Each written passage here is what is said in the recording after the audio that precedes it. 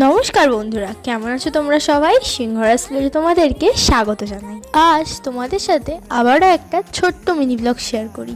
চলো, সকালটা শুরু করলাম এক কাপ চা দিয়ে।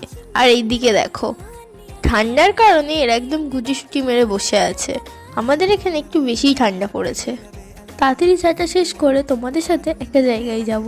ভেবেছিলাম বেরোবো 7টায়, তবে বেরোতে বেরোতে 8টা হয়ে গেছে। যাই হোক, ছাড়ো। আমরা যাচ্ছি হাটে। হ্যাঁ, উলুবেড়িয়া হাটে। নেব কিছু ফুল গাছ।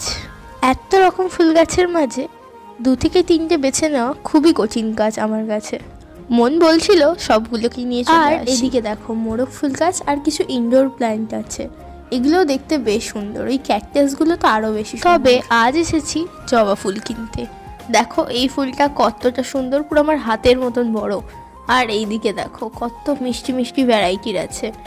বাট তার মধ্যে সব থেকে বেশি সুন্দর লেগেছিল আমার এইটা।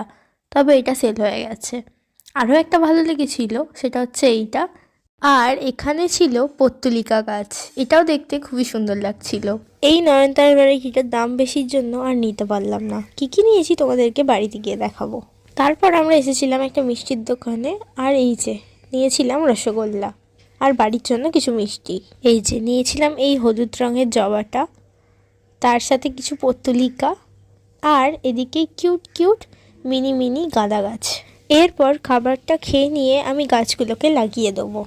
এই এত রঙের পত্তলিকার মধ্যে আমার সবথেকে বেশি পছন্দের রঙ হচ্ছে এই লালটা। এত মিষ্টি লাগছে, পুরো ছোট্ট গোলাপের মতো।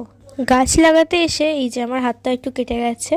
আর টব ছিল না বলে এই বালতিটাকে কেটে এর মধ্যে এই জবা গাছটা লাগিয়ে নিয়েছি। তারপর বিকেলবেলা দেখলাম মা বানাচ্ছে মোমো। তো আমাদের বাড়িতে আজকে 2 টাইপসের মোমো হয়েছে। একটা হচ্ছে স্টিম মোমো আর একটা হচ্ছে প্যান ফ্রাইড মোমো। তো আমি মোমো খাই। তোমাদের ভিডিওটা কেমন লাগলো তোমরা কমেন্ট করে জানিও।